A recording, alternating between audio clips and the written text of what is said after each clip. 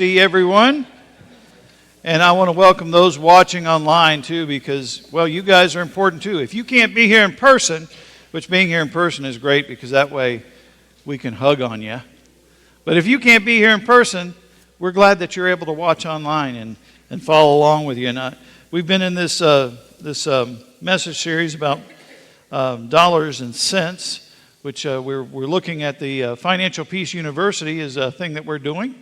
And I've talked to some people already this morning that went to the very first training meeting they had for financial peace, and they said it helped them already. Just the first meeting. So we want to encourage you. Maybe if this is something for you, or if not, just do some of the things we've been talking about, because God has a way of taking care of us, and all we need to do is follow His instructions. Now, I'll let you know, I've mentioned to you before that my dad was a farmer, but my dad didn't want to be a farmer. He wanted to be a mechanic. You see, when he was in the Army, they had shipped him, before they shipped him to the Philippines, he had to go to Detroit to learn how to work on tanks. And when he got out of the Army, his plans was to build a big service station plaza, gas station and thing, and work on cars. And he even had the plans drawn up for it. I've seen the architect rendering of what this service station was going to look like, with the 3 bays to work on cars, and he had a contract with Gulf Oil to supply the gasoline, and this was going to be a reality and his dream come true. Then he met my mother. And instead of building a service station, he built a home to raise a family. And I think God had a better way, because sometimes our plans are not His. But anyhow, that was not necessarily His plan. But I can think about this. We had 5.5 acres. And my dad had 2 tractors, 4 riding lawnmowers, and 2 push mowers. And of those, I think he bought 1. Brand new. Because what he would do is he would go to, I'm going to go buy a spark plug. And he'd go down to the place where they sold the lawnmowers, and he'd go to buy the spark plug, and he'd see a heap over here that used to be a lawnmower. And he'd say, "How much for that?" $10. I'll take it. Then he'd take it home and he would repair it and fix it. And that's how we ended up with 2 tractors, 4 riding lawnmowers, and 2 push mowers. Because he would build these things. He would put them together. But that stuff must have skipped a generation, because I can't fix anything. I can't even fix breakfast. Come on. So imagine my surprise, or even more Jamie's surprise and shock, last Saturday when I fixed our dryer. I don't know, that it was probably deep in her heart, though, that she wanted a new dryer.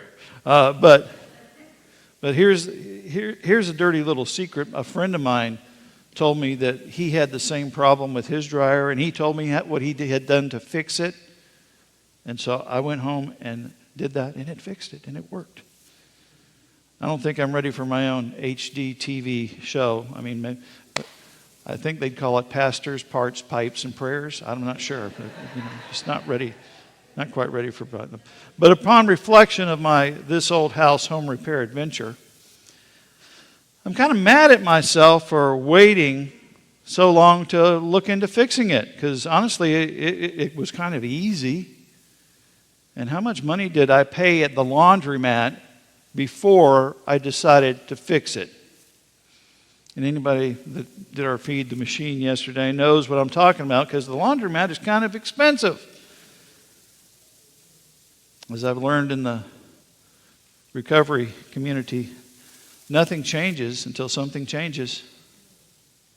And what changed for me last Saturday was I got sick and tired of sitting in a laundromat, and so something changed. And our hopes and prayers in this series, Dollars and Cents, is that all of us who call Grace Church our spiritual home will have our own moment of being sick and tired of being sick and tired of living here in the land of financial chaos, and begin to catch a picture of what God's financial peace offered there. Friends, this is your birthright as a child of God. And as we've said many times before, Jesus came not only to rescue you from the hell you're headed to, but also the hell you're living in. And sadly, for many of us, and statistics say that about 72% of us, the barrier that keeps us from living there and being stuck here is indebtedness. And this is the hell for far too many of us living here. That's the hell we're living in.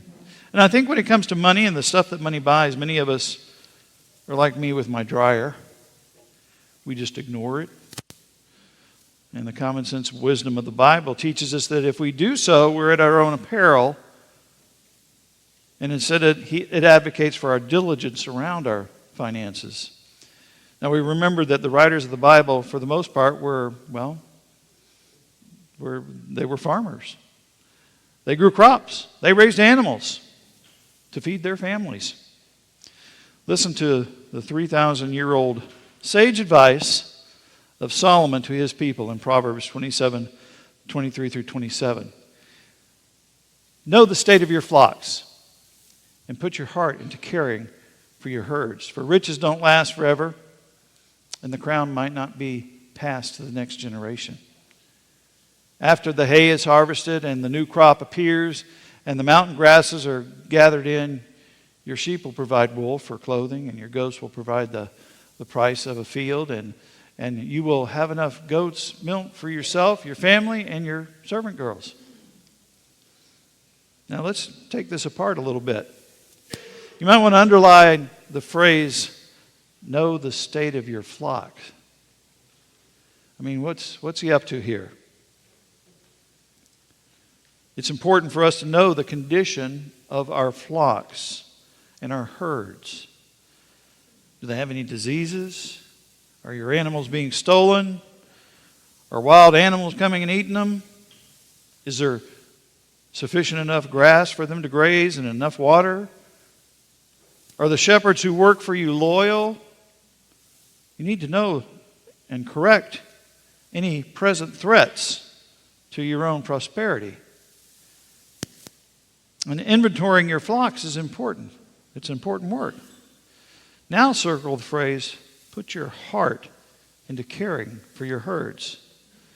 If knowing the state of your flocks was about vigilant assignment and inventory of your resources, it's about a wonderful care of your resources. And taking care of your herds means making sure that they're well fed, protected, and healthy.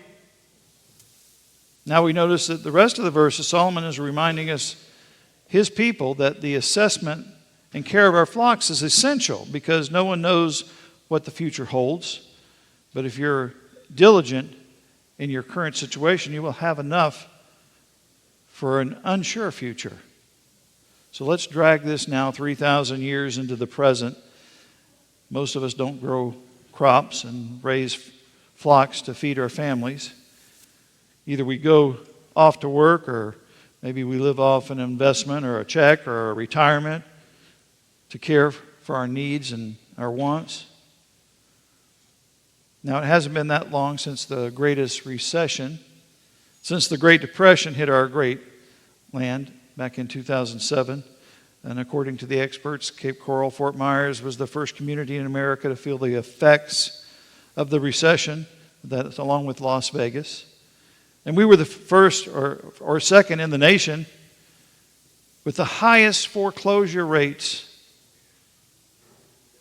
And I hope if we learned anything, that we learned that we do not have to have a crystal ball to know that the future is uncertain. The common sense wisdom in the Bible is the knowledge that we need to care for our flocks. The money and the stuff that money buys is essential for an unknown and uncertain future. So the tool we want to talk about today that helps us overcome the barrier of indebtedness and moves us from the here in the land of financial chaos to the there, the land of financial peace, is budgeting.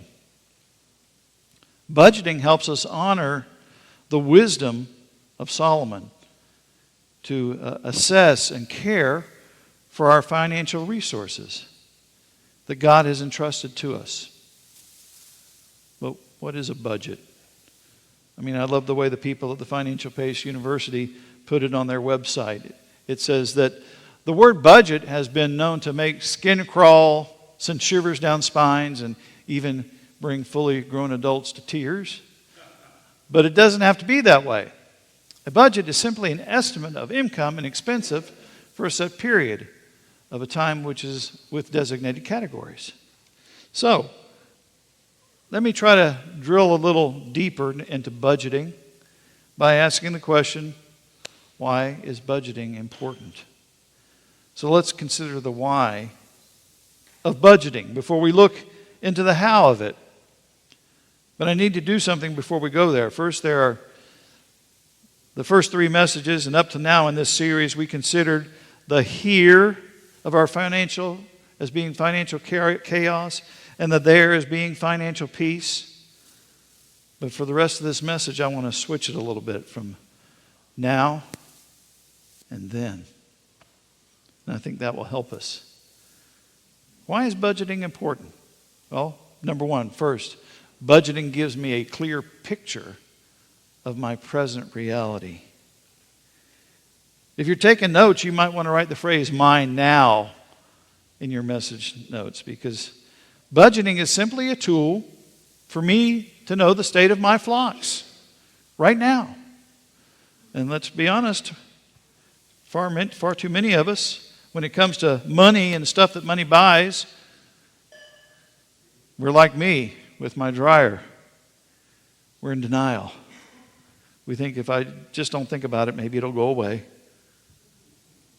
But it never does. And the silly people in the big financial buildings in New York City keep adding finance charges to our unpaid bills. And it's amazing how that works.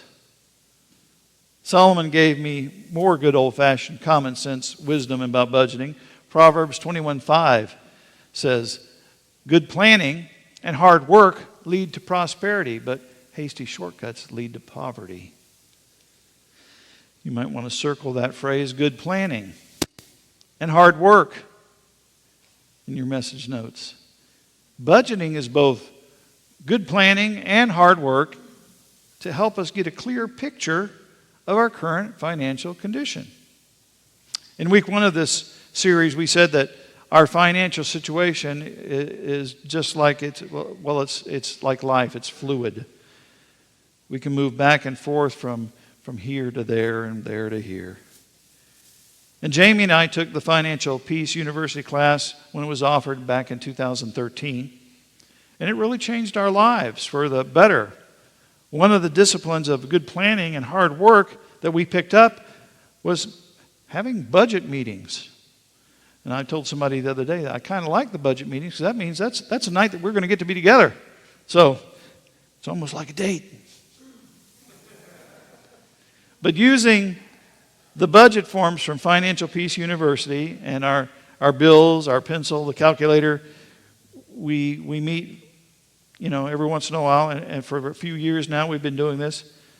But like a lot of us, sometimes we get a little lazy, and maybe we got stuff going on, and we get kind of don't have the budget meeting like we're supposed to. So now hear me. Jamie's the real Christ follower in my home. And I keep saying, she keeps telling me, honey, we need to have a budget meeting. But just like the dryer, I kind of pretend not to hear.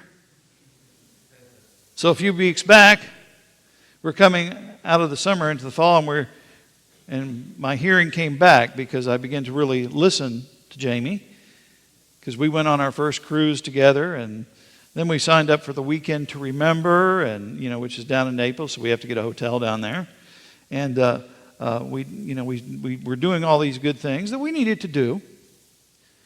But we came back to our air conditioner not working, a leak in our ceiling from corroded pipes, a warning light on the dash in my car, the washing machine that quit working that we had to replace, and the dryer was not working.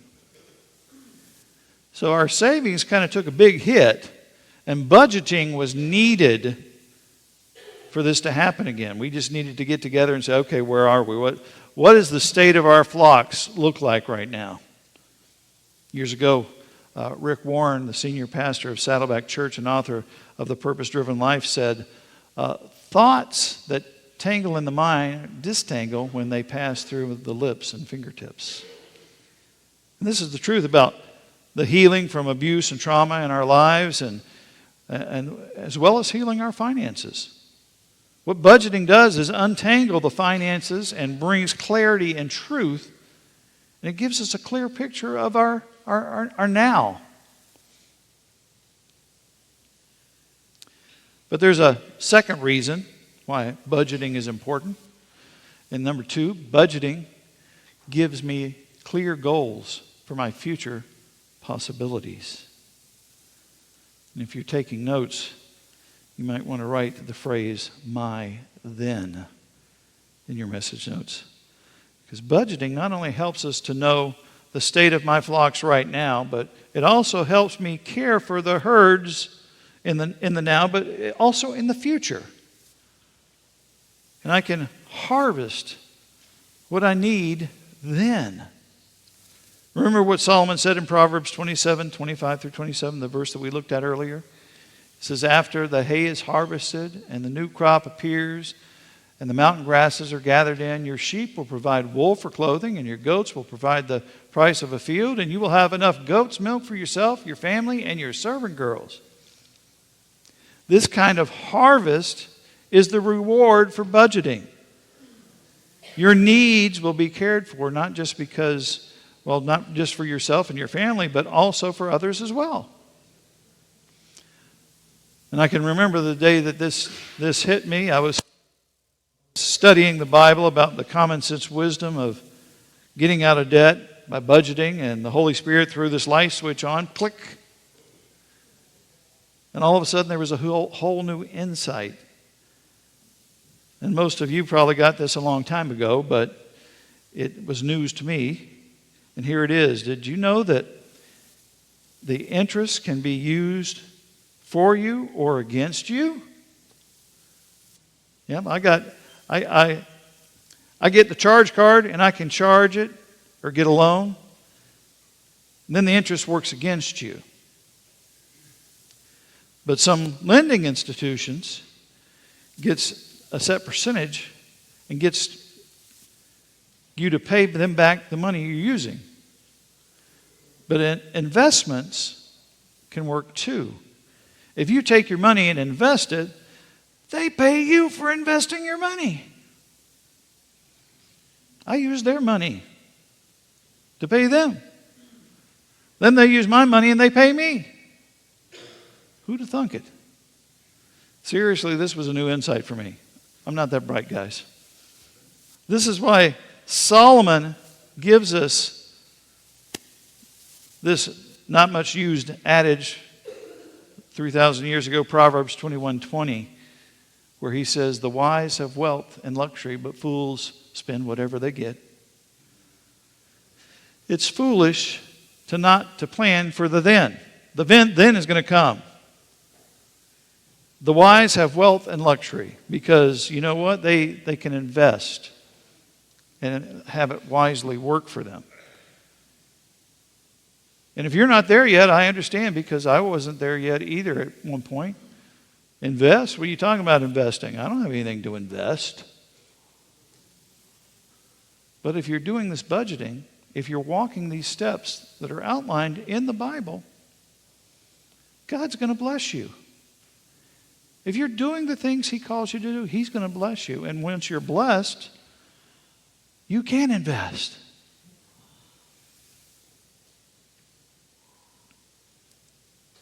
And then you can let that interest can be wisely paid to you instead of foolishly work against you. Now, I don't mean to sound demeaning.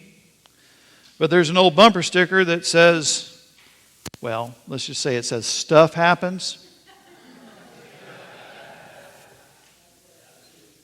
And it does. Tires go flat. Kids outgrow shoes. College, weddings get planned. Air conditioners and dryers break. I know this firsthand.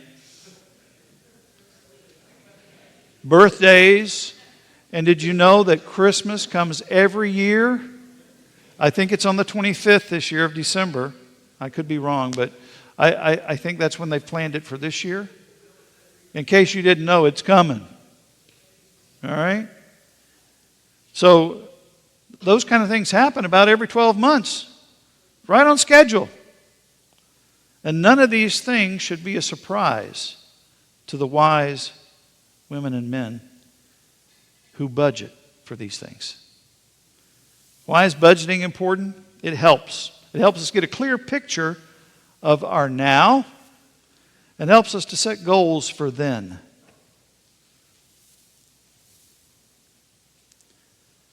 You know, a very simple budget that your pastors suggest that you might consider is what we call the 10-10-80 budget. And you think of it this way. You give God 10%. You pay yourself 10%. That's the money you put into savings. And then you live on 80%. Now the 10% that you give to God is called a tithe. And it's an expression of our worship to Him. And the one who allows us to have it anyway. And then you pay your 10% to yourself. And that's the stuff for the future. That's the stuff that you're saving for the then. That's going to be your investment tool. Like it could be your pension program or retirement account. And then you adjust and you live on 80%. Now, the Bureau of Labor Statistics indicate how the average American spends his or her money by category. So here are some of the categories and percentages, and I'm not going to cover all of them, but you can look at those biggest two there. Number one is housing. This is $19,884, or basically 33.1% of our overall budget. The transportation is the next highest with $9,576.